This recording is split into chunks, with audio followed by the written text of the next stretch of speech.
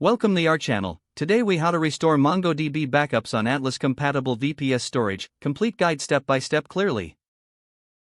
To restore MongoDB backups on an Atlas-compatible VPS storage, start by ensuring you have access to your VPS and MongoDB environment. Verify that you have the MongoDB client installed on your local machine or the VPS. Open a terminal window on your VPS or local machine. Connect to your MongoDB instance using the command line. Use the mongostore command to begin the restoration process. Specify the path to your backup files.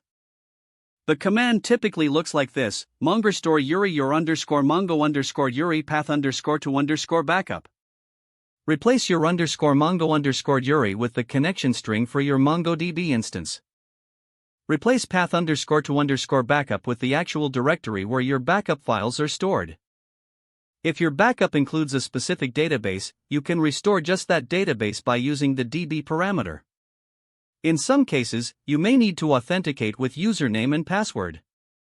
If so, append the username and password options to your command. Review the output for any errors during the restore process. If the restore is successful, you will see confirmation messages in the terminal window. After the restore completes, you should check your MongoDB databases. Use the MongoDB shell or a GUI tool to verify that the expected data is present. It's also a good practice to test your application to confirm that it interacts correctly with your restored database. If you encounter any issues, revisit the mongostore options for troubleshooting. Once everything is verified as functional, consider creating a new backup to ensure data safety moving forward.